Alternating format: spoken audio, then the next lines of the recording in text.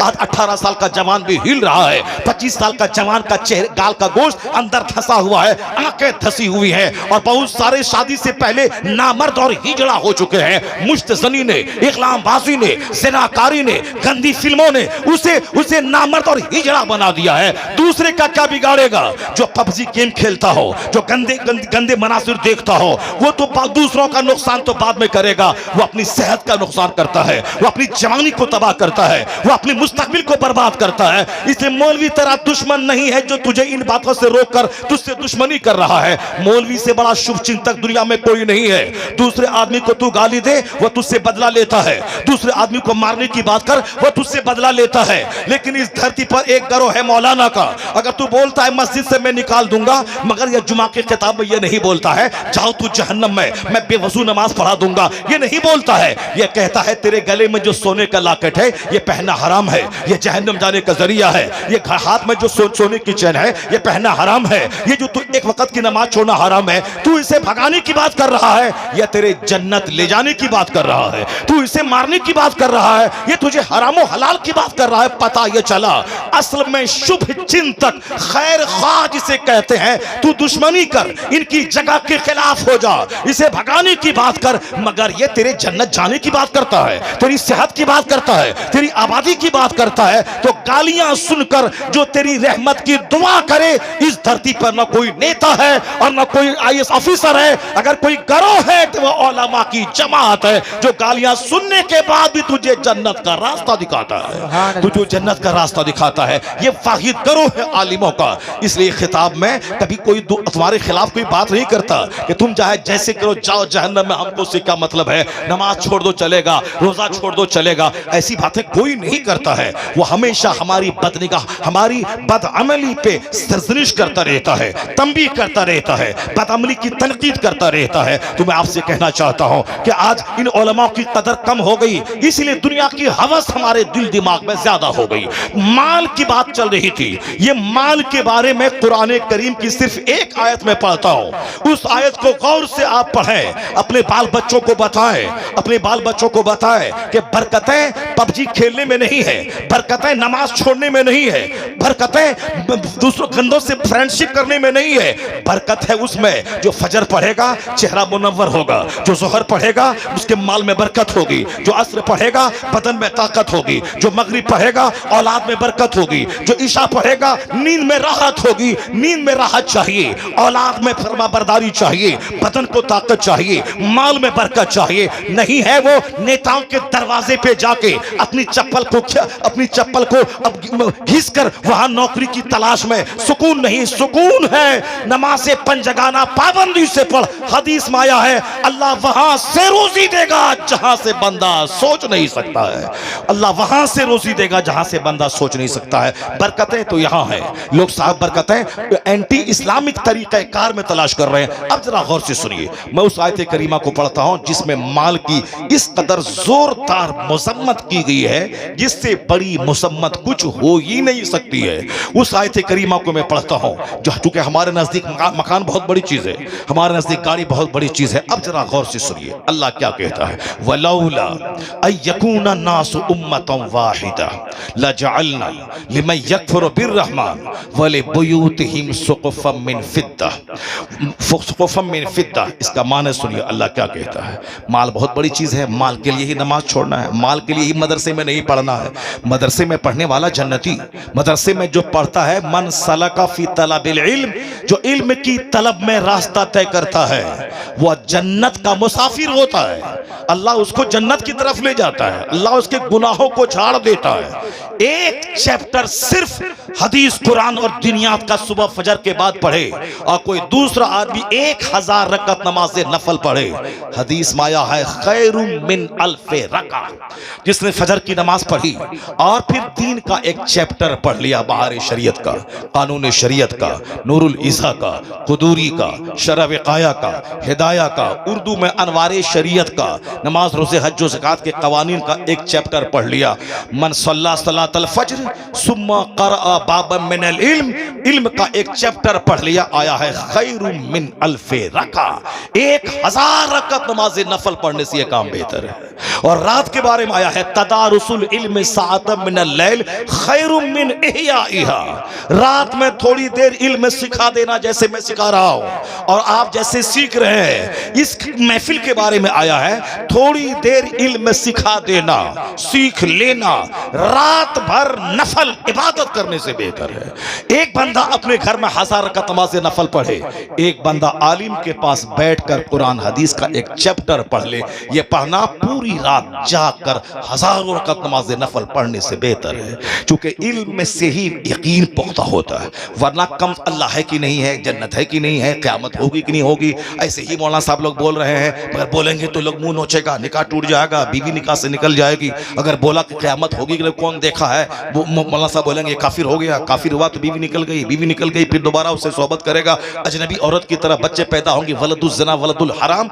हजारों लोग हैं जो इस तरह की कैफियत में जी रहे हैं। तलाक दे दिया गुस्से में, बोला मौलाना साहब के पास जाएंगे, बोलेगा हलाला करो। अब हलाला करने के लिए दूसरे से निकाह करना होगा, फिर इद्दत गुजरेगी, फिर ये निकाह करेगा, कौन बेइज्जती झेलेगा? बोलो हमने नहीं दिया है तलाक, माशाअल्लाह झूठ बोला दुनिया के लोगों का। जब तुमने निकाह किया है, इंदल्लाह अल्लाह के नजदीक तो तलाक हो गई, वह बीवी उसकी अजनबी हो गई। अब जब उससे मिलेगा ज़िनाए खालिस। अब जब बच्चे पैदा होंगे वलदुस ज़ना, और बुजुर्गों ने कहा है आखिर ज़माने में जब मस्जिदों का एहतराम खत्म हो जाए, मदरसे का एहतराम लूट जाए, अपने बड़ों की इज्जत खत्म हो जाए, आलिमों का अपमान होने लगे, माँ बाप की बेहुरमती होने लगे, नाफरमानी होने लगे, समझ जाना कि नाजायज बच्चों की तादाद में इजाफा हो गया। क्योंकि बेहयाई जुल्म है। अल हया मिनल ईमान वल ईमान फिल जन्नह, बुखारी और मुस्लिम की हदीस में आया है। अल बज़ाउ मिनल जफ़ा वल जफ़ाउ फिन्नार, हदीस में आया है कि हया modesty comes from faith and iman is in paradise, और vulgarity comes from crudeness leads to hell। अल्लाह के रसूल कहते हैं हया ईमान की तरफ से आता है, हया ईमान से है और ईमान जन्नत ले जाता है, और बेहयाई जुल्म है और जुल्म जहन्नम की तरफ ले जाता है। बेहयाई गंदी बातें जबान से बोलना, वल्गैरिटी मतलब सिर्फ ज़िना करना ही नहीं है, ज़िना की बातें बोलना, ज़िना का चर्चा करना, गैर औरतों पे तबसरा करना, उनके फिजिकल पोस्चर पे तबसरा करना, उनकी तस्वीरों पे तबसरा करना, और मुस्कुरा के गंदी बातें उस तरह की बोलते रहना, यहाँ तक कि वो क़यामत की निशानी है। आया हदीस में कोई रात में अपने घर में बीवी से सोहबत करेगा और दिन में आके दूसरों के सामने बयान करेगा। इस तरह की बेहयाइयां आम हो गई है। जो पर्दे की चीज थी और जो छुपाने की चीज थी उसको लोग छुपा रहे हैं। अगर किसी ने ज़िना किया, ये हराम है, गुनाह है, कबीरा है, जहन्नम जाने वाला काम है, ये काम है, मगर अल्लाह ने पर्दा डाल दिया, उन लोगों ने नहीं जाना। लेकिन अगर वह दूसरों से इसका चर्चा किया कि हमने ऐसा किया था, हमने लेटर लिखा था, हमने एक बात किया था, फिर उसके बाद वो आ गई थी, हमने ऐसा किया था, ये वो गुनाह जो गुनाह पे अल्लाह ने पर्दा डाल दिया, उस गुनाह को अगर बयान कर रहा है, ये बयान करना भी गुनाह कबीरा है और अल्लाह उस पर शदीद अजाब नाजिल करेगा कि मैंने तो तेरे ऐप पे पर्दा डाल दिया था, मगर तूने अपने हाथों से अपनी इज्जत को तार तार कर दिया। बेहयाई जहन्नम की तरफ ले जाती है, या बेहयाई निगाहों की, या बेहयाई ज़बान। क्या हुआ जी? क्या बताइए, उस चाय के हल्ला कर रही है। दरूशी पढ़िए, अल्लाहुम्मा सल्ली अला सय्यदना मौलाना मुहम्मद मअदनिल जुद वल करम व आलिहि व बारिक वसल्लम। उसके सर का बाल देख लीजिए क्या है, वो चाय पिलाने के लिए आ गया है। सर के बाल जलसे में आया है, ये नाटुंडी नहीं है, ये सर्कस नहीं है, ये महफिले नूर है, ये जन्नती महफिल है। यहाँ सर पे टोपियां सजाकर एहतराम के साथ बैठे ताकि आज का बैठना उसके लिए कामयाब हो जाए। मगर क्या करें, किसकी बात सुने? जब आलिमों का सम्मान रहता है तो आलिमों के एक जुमले की कदर होती है, और जब आलिम को ही दिल से निकाल के फेंक दे, अब वह कुरान सुनाता रहे मगर लोग उसकी बात नहीं सुनते हैं। इसलिए मैं कभी कभी कहता हूं, अगर तुम बोलो कि नेता लोग झूठ बोलते हैं तो तू काफिर नहीं हो जाएगा ऐसा बोलने से, क्योंकि नेता लोग अक्सर झूठ और किस बयानी से काम लेते हैं। एक नेता नेता है, बहुत बात डीएम से नहीं कर रहा है, मैं आपको दिखाने के लिए बोलता है डीएम साहब मैं कल आ रहा हूँ, आपके साथ मैं मीटिंग करूंगा। यानी ना डीएम का नंबर है ना बात है, सिर्फ आपको दिखाने के लिए कि हमारी पहुंच डीएम तक है, ताकि सामने वाला बंदा डर जाए, इसीलिए वह झूठ बोलता है। वो बोलता है प्रधानमंत्री साहब मैं कल दिल्ली आपसे मिलने के लिए आ रहा हूँ, फला होटल में बैठ खाना खाऊंगा। सामने बोलेगा अरे इसकी पहुंच प्रधानमंत्री, बोला हाँ ये देखो नंबर देखो प्रधानमंत्री का, मैं उसी से बात कर रहा था। इस तरह की झूठ की खेती तो होती रहती है, नेतागिरी में झूठ की खेती होती रहती। सच्चे लोग बहुत हैं, उनकी बात मैं नहीं करता, मगर उन झूठों की बात मैं कर रहा हूं। अगर मैं ये कह दूं तेरा बच्चा अगर जान ले कि नेता झूठ बोलता है, वह भाषण दे, वह बोले कि मैं संभल की सारी सड़कें बना दूंगा, 1 लाख बच्चों को नौकरी दिलवा दूंगा, अगरचे वो दिलवा देगा, अगरचे वह सड़कें बना देगा, लेकिन अगर बोलेगा आदमी सामने वाला कि ये झूठ बोल रहा है, अगरचे वो सच बोल रहा है, ये काफिर नहीं होगा। लेकिन अगर तुम अपने बच्चों के दिमाग में तुमने ये बात डाल दी कि मौलानाओं के चक्कर में मत पड़ना, ये लोग सिर्फ अपने फायदे के लिए ये झूठ बोलते रहते हैं, अगर आपने बच्चों को बता दिया कि मौलाना झूठ बोलता है तो कितना बड़ा नुकसान है उसका। मौलाना जुमा के दिन कुरान की आयत पढ़ेगा, चूंकि आपने बच्चों को बता दिया है कि मौलाना सब झूठ बोलता है, वह बच्चा बोलेगा ये झूठ बोल रहा है, ये अपने मतलब की बात बोल रहा है। वह बोलेगा हुजूर ने ये कहा, बुखारी और मुस्लिम हदीस में आया है, वह बच्चा बोलेगा ये मौलाना सब झूठ बोल रहा है, मैं कुरान पढ़ रहा हूं, वह झूठ कह रहा है। अब आप बताएं कि कुरान को झूठ कहने वाले का ईमान कहां बचा, उसका ईमान खतरे में पड़ जाएगा। इसलिए नेता के बारे में अगर दिमाग में बात बैठ जाए या झूठ बोलता है, अगरचे वह सच बोले मगर उससे ईमान को खतरा नहीं है, लेकिन आलिम रब्बानी के ताल्लुक से अगर यह बात दिमाग में बैठ जाए यह झूठ बोलता है, अपने बच्चों को बैठा दें, उसके ईमान के लुट जाने का अंदेशा है।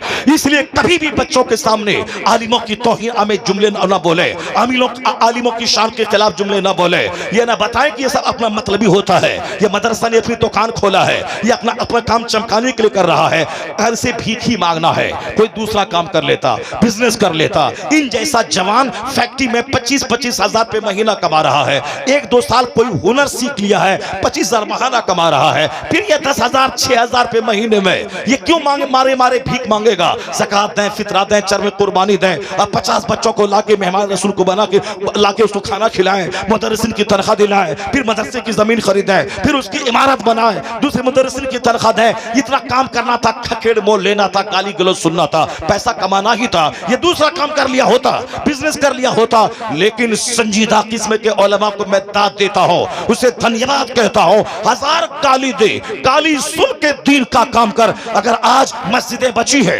खिताब बचा है, दीनदारी बची है, कुछ भी इस्लामी रस्म रिवाज बचे हैं, एहसान इसी उलमा का है जो गालियां सुनकर कॉलेज नहीं खोला है। सबसे बेहतरीन दरसगाह है तजवीदुल कुरान खोलता है, दरसगाह तालीम कुरान खोलता है। चूंकि कुरान पढ़ने वाला सबसे सुपीरियर है, तो जिस जगह कुरान पढ़ाया जाए वह दरसगाह भी सबसे सुपीरियर है। वह दरसगाह मेडिकल कॉलेज से बेहतर है, वह दरसगाह ITI कॉलेज से बेहतर है। चूंकि हुजूर ने कहा कुरान पढ़ाने वाला सबसे बेहतर है, तो जिस जगह कुरान पढ़ाया जाए वह जगह सबसे बेहतर है। ये मुसीबतें उठा करके मदरसा चलाते हैं, पर हम क्या कहते हैं, ये अपने मतलब का काम कर रहा है, ये अपनी दुकान खोले हुआ है, ये अपना कारोबार कर रहा है। जवान आदमी वह तो इतनी मेहनत अगर बिजनेस में करे तो खूब डेवलप कर सकता है, लेकिन चूंकि दिमाग में एक नशा है, अगर मैं भी मदरसा छोड़ दूं, मैं भी मदरसा मत चलाओ। डॉक्टर को कहां मदरसा चलाने की फिक्र है, इंजीनियर को कहां मदरसा चलाने की फिक्र है, अरबपति को कहां मदरसा चलाने की फिक्र है। वो तो कॉलेज खोलेंगे, बिजनेस करेंगे, पैसा कमाएंगे। ये बता दे कि हाफिज कहां से पैदा होंगे, इमाम कहां से बनेंगे, खतीब कहां से बनेंगे, मुदर्रिस कहां से बनेंगे। इसलिए वो आलिम का पांव धो के पी लेना चाहिए जो अपनी ख्वाहिशात को पांव के नीचे रौंद कर भीख मांग कर कुरान हदीस के इल्म को जिंदा रखे हुआ है। वो सम्मान के काबिल है, ना कि अपमान करने के काबिल है। हम लोगों ने अपने बच्चों को इससे दूर करते हुए इसी तरह की गंदी बातें शुरू कर दी। ये अपनी दुकान चमका रहा है, ये अपने मतलब की बात कर रहा है। अगर हम कोई खिलाफे तकवा भी कोई काम करें, उसको लोग एक बहुत बड़ा बवंडर बना देते हैं। इतना बड़ा मौलाना, ऐसा काम करना चाहिए जो काम के करना अगर मकरूह है भी, मगर वो हराम नहीं है। नमाज छोड़ना हराम है।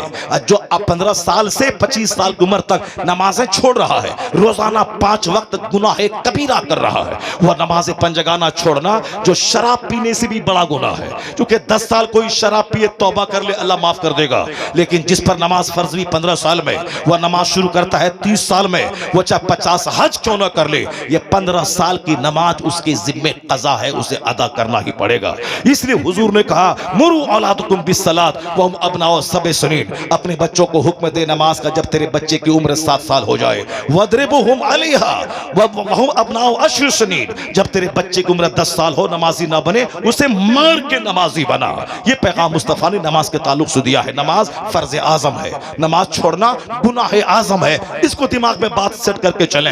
ऐसा नहीं कि नहीं पढ़े ना पढ़े बगैर भी काम चल जाएगा, नहीं होगा। हुजूर कहते हैं इन अव्वल मा युहासबु बिहिल अब यौमल क़यामति सलात, क़यामत के दिन सबसे पहला हिसाब नमाज का होगा। अगर जवाब देने में कामयाब रहा बंदा फ़क़द अफ़लह व अंजहा, ही बिकम सक्सेसफुल, वो कामयाब हो गया। अगर नमाज का जवाब देने में अगर वह पकड़ा गया फ़क़द ख़ाबा व ख़सिरा, हिलाक और तबाह बर्बाद हो गया। मुस्नद अहमद की रिवायत में है कि बेनमाजी का हश्र फिरौन के साथ होगा, हामान के साथ होगा, कारून के साथ होगा, उमय्या इब्न खल्फ के साथ होगा। इन चारों घटिया किस्म के काफिरों का नाम लिया गया है कि बेनमाजी का हश्र इनके साथ होगा। और वह हदीस पाक साफ है, मन तरका सलात मुतअम्मिदन फ़क़द कफ़र, जिसने जानबूझकर नमाज तर्क किया कुफ्र किया, यानी कुफ्र के वो करीब पहुंच गया। कानूनी तौर पर जो नमाज को फर्ज समझता है नहीं पढ़ता है उसको काफिर फ़िक़्ह हनफी में नहीं कहा जाएगा। मगर जिस तरह एक आदमी की आंख नहीं है, जबान नहीं है, हाथ पांव नहीं है,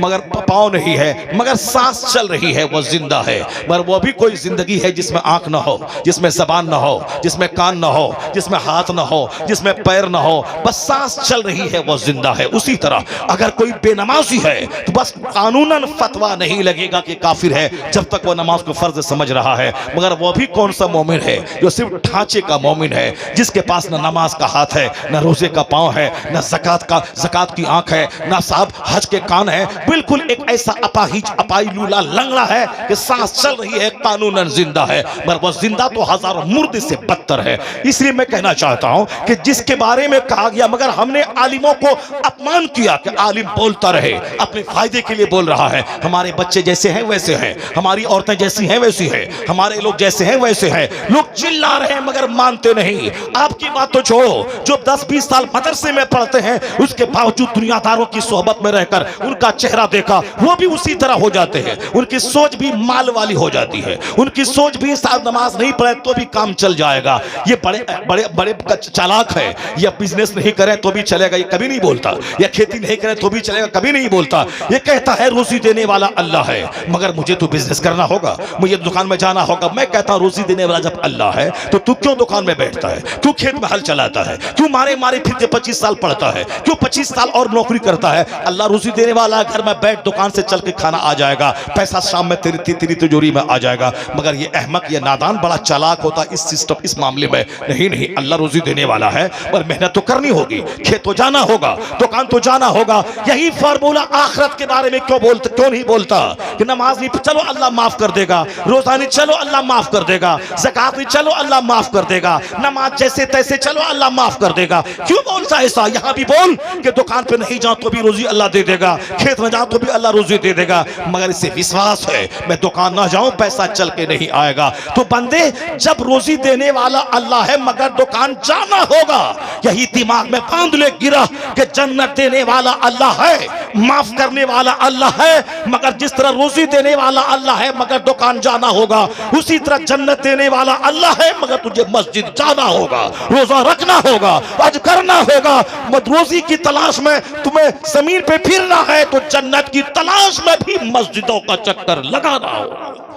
अगर ये बात दिमाग में बैठ जाए तो लोग नहीं बोलेगा चलिए अल्लाह माफ कर देगा, ठीक है आम का पेड़ लगा दें, चलिए अल्लाह चाहेगा तो सेब दे देगा, आप साहब लगा दें गेहूं का पौधा, अल्लाह चाहेगा तो बासमती धान उपज के मेरे घर में चला जाएगा। ये कुदरत इस दुनिया में ये सिस्टम के खिलाफ कोई काम नहीं होता। बस आदमी आखिरत के बारे में शैतान के वसवसे का शिकार हो जाता। हुजूर कहते हैं अल कय्यसु मन दाना नफ्सा व अमिल लिमा बादल मौत, अक्लमंद वो है जो अपने नफ्स को दबाता रहे और मरने के बाद की अमल की तैयारी करता, मरने के बाद की राहत पाने के लिए अमल करता रहे, जन्नत के लिए अमल करता रहे। और बेवकूफ कौन है? वल आजिज़ो मन अतबा नफ्सहु हवाहा व तमन्ना अल्लाह। मुस्तफ़ा कहते हैं बेवकूफ है वह जो अपनी ख्वाहिशात की पैरवी करे, नफ्स जो जो कहे उसकी बात माने, वह तमन्ना अल्लाह, और अल्लाह पर उम्मीद लगाए बैठे कि अल्लाह माफ कर देगा। गुलामी नफ्स की, शैतान, शराब पियो तो पियो, जिना करो तो करो, झूठ बोलो तो बोलो, बस आवारागिर्दी करो तो करो, दूसरों की जमीन पे कब्जा करो तो करो, सूद खाओ तो खाओ, सब चलेगा, अल्लाह माफ कर देगा। हुजूर कहते हैं बेवकूफ है वो जो नफ्स की पैरवी करता हो और फिर उम्मीद लगा के बैठा हो कि अल्लाह माफ कर देगा। कुरान पाक की उस आयत का तर्जमा मैं करता हूं, फिर अपनी बात खत्म करता हूं। चूंकि दिमाग में बातें बहुत सारी थी, मैं सोचा था कि कम से कम 4 आयतों को पढ़कर, और जो साइंटिफिक तहकीकात दुनिया में हो रही हैं और जिसे पढ़ पढ़ के बड़े बड़े वैज्ञानिक मोमिन बने, कुरान पाक के इन एजाज को मैं बयान करूं, मगर चूंकि अब वक्त नहीं है, नहीं बयान कर पाऊंगा। मगर मेरे मौजू से रिलेटेड वो आयत तो सुन ही लीजिए आप, चाहे पुलिस वाला कुछ भी बोले, चाहे माइक बंद हो जाए, मगर इसको तो सुन ही लीजिए आप। इस आयत करीमा को सुन लीजिए। आप सुनेंगे, आप नहीं सुनेंगे? आप लोग सुनेंगे ना? हाथ उठा के बोले सुभान अल्लाह।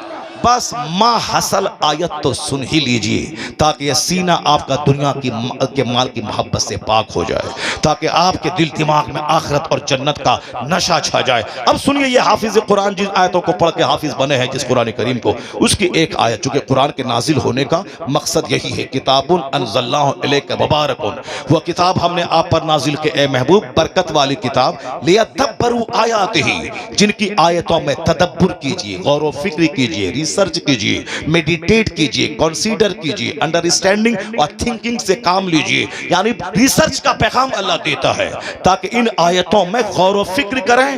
वलियतज़क्कर उलुल अलबाब, और नसीहत, इस किताब को पढ़ने के बाद अक्लमंद लोग नसीहत हासिल करें, अक्लमंद नसीहत हासिल करें। यही है कुरान के नाजिल होने का मकसद। रट लिया, हाफिज कुरान बन गए, तरावी सुना दी, 50 पैसा कमा लिया, उसके बाद हम आजाद हो गए? नहीं नहीं, मरते दम तक कुरान पढ़ना है, कुरान की आयतों में गौर करना है, उससे नसीहत हासिल करना है। ये आयत हमें क्या रोशनी देती है? इस आयत में यही कहा गया, कुरान इसलिए हम नाजिल क्या है, बरकत वाली किताब है, ताकि आयतों में गौर करें और नसीहत हासिल करें अक्लमंद लोग। अब वो आयत सुनिए, वलौला अयकून अन्नास उम्मतन वाहिदा लजअलना लिमन यकफुरु बिर्रहमान लिबुयूतिहिम सुक़फन मिन फिद्दा व लिबुयूतिहिम अबवाबन व सुरुरन अलैहा यत्तकिऊन व ज़ुख़रुफ़ा व इन कुल्लु ज़ालिका लम्मा मताउल हयातिद दुनिया वल आखिरतु इंदा रब्बिका लिल मुत्तक़ीन। इस आयत में एक लफ्ज है ज़ुख़रुफ़, उसी एक लफ्ज पर पूरी सूरत का नाम है, सूरह ज़ुख़रुफ़। ज़ुख़रुफ़ के माने होता है डेकोरेशंस। अभी मैं बच्चों से पूछूं सूरह ज़ुख़रुफ़ किस पारे में है, जो बच्चे अच्छा से पढ़े हैं, लिखे हैं, टाइम को बर्बाद नहीं किया है, सिर्फ पगड़ी लपेट कर नाम के हाफिज नहीं बने हैं, वह फौरी बता देंगे कि सूरह ज़ुख़रुफ़ किस पारे में है। और ये आयत करीमा को ये लोग मुझसे ज्यादा जानते, चुके इसको रट के हाफिज बने हैं, लेकिन सिर्फ वो जानते हैं कि ये आयत है। उस आयत में क्या है इसको तो आलिम जानते हैं, या वो हाफिज जो आलिम बनता है और वो हाफिज जो कुरान करीम की आयतों पे गौर व फिक्र करता है। अल्लाह ने क्या कहा, वलौला, अगर ऐसा नहीं होता कि दुनिया के सारे लोग एक मिल्लत पे जमा हो जाते, सारे लोगों के काफिर होने का, बेईमान होने का अगर चांस नहीं होता, तो लजअलना लिमन यकफुरु बिर्रहमान, तो हम मुनकिरों को, अपने मुनकिरों को, जो रहमान का मुनकिर है, अल्लाह का बागी है, अल्लाह पर यकीन नहीं रखता, अल्लाह कहता है हम अपने बागियों को इतनी दौलतें दे देते कि उनके मकान की छतें चांदी की बना देते। ला जअलना लिमन यकफुरु बिर्रहमान लिबुयूतिहिम सुक़ुफ़न मिन फिद्दा, यानी जो काफिर हुआ, अल्लाह का इनकार किया, अल्लाह कहता है अगर सारे लोगों के काफिर होने का चांस नहीं होता, यहाँ समाज में कोई नमाज छोड़ के सूद खा के अरबपति बना तो सारे लोग सूद खा के अरबपति बनना चाहते हैं, उनका हाल देख के चाहे जन्नत मिले ना मिले, मगर दूसरों की नकल करते हैं। अल्लाह क्या कहता है, सारे लोगों के काफिर होने का चांस नहीं होता तो हम इतनी दौलत अपने दुश्मनों को दे देते। उनके मकान की छतें चांदी की बना देते, उनके मकान की सीढ़ियां वाले बुयूतिहिम सुक़फ़म मिन फ़िद्दा व मआरिज अलैहा यज़रून, उनके मकान की सीढ़ियां चांदी की बना देते। वाले बुयूतिहिम अब्वाबम व सुररन अलैहा यत्तक़ून व ज़ुख़रुफ़ा, उनके मकान के दरवाजे, उनके मकान के फर्नीचर, उनके मकान के फर्नीचर सब हम चांदी की बना देते। ज़ुख़रुफ़ का माना डेकोरेशन, दुख़रुफ़ का माना ऑर्नामेंट, ज़ुख़रुफ़ का माना गोल्ड। उनके मकान की छतें, उनकी सीढ़ियां, उनके दरवाजे, उनके फर्नीचर, ये सब सोने चांदी की बना देते, तरह तरह की आराइशों से सजा देते।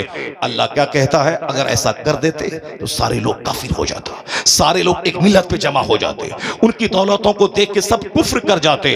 अल्लाह कहता है अगर हम ऐसा कर भी देते, तुम जान लो मैंने सारे काफिरों को मैं सोने का घर बना दिया, अगर ऐसा कर भी देते तो कितने दिन तक वो उस घर में रहेगा।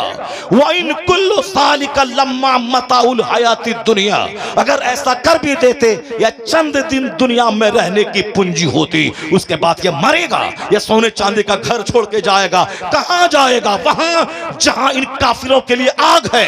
वल आखिरतु इंद रब्बिका लिल मुत्तकीन, और आखिरत की सारी भलाइयां परहेजगारों के लिए है, जो खुदा से डरता रहा, ईमान की हिफाजत करता रहा। इसलिए मोमिन को दुनिया में आजमाइश है, मोमिन को तकलीफ है। कितने दिन, 100 साल, 1 सेकंड तकलीफ बर्दाश्त कर ले, काफिरों के हाथों जिल्लत को उठा ले, बीमारी पे सब्र कर ले, गुर्बत पे सब्र कर ले, ताकि खरबों साल की जन्नत तेरी तकदीर में लिख दिया जाए। और इन काफिरों की सरबत पे मत घबराना, सारे दिन तो जहन्नम में जलना ही है हमेशा, खरबों महासंख्यों साल हमेशा जलना ही है। इसलिए दुनिया में थोड़ी सल्तनत ले ले, हुकूमत ले ले, कुर्सी ले ले, माल ले ले, मकान ले ले, 100 साल के अंदर ही ये थोड़ा सा ये अपने बदन को मोटा कर ले, क्योंकि खरबों साल आग में जलना ही है। तो कुछ दिन ये माल ले ले ताकि सदा आग में जलता रहे। और मोमिन 100 साल यानी कुछ दिन ये सब्र करे और ईमान बचा के चला जाए तो खरबों साल की जन्नत उसकी तकदीर में लिख दिया जाए। वल आखिरतु इंद रब्बिका लिल मुत्तकीन, आखिरत की सारी भलाइयां मुत्तकीन के साथ खास है। अब आप समझ गए होंगे कि दुनिया की दौलत की महत्व दुनिया बनाने वाले खुदा के सामने किया है। बस जब तक ईमान कुरान पाक पर मजबूत रहेगा, दूसरों का मकान आपके ईमान को लूट नहीं पाएगा, दूसरों की बेटियों का हुस्न आपके ईमान को लूट नहीं पाएगा, दूसरों की सल्तनत आपके ईमान को लूट नहीं पाएगी। इसलिए हमारा सबसे बड़ा हथियार ईमान बिल्लाह है। कुरान करीम का मुताला जितना गहरा होता जाएगा, फिर यह गर्दनें उसके लिए बोझ बन जाएंगी। जब तक खुदा के नाम पे गर्दन कट नहीं जाए उस वक्त तक इसको चैन नहीं मिलेगा। हम जैसे करोड़ों लोगों से बेहतर हैं फिलिस्तीन की वो माएं, जो माएं 70 साल से अपने बच्चों को शहादत का जाम पिला रही हैं, मगर छोड़ नहीं रही है नबियों की जमीन, इसी उम्मीद पर आज नहीं तो कल सही कोई सलाहुद्दीन जन्म लेगा और किबले अव्वल को आजादी मिलेगी, फिलिस्तीन यहूदियों की गिरफ्त से आजाद हो जाएगा।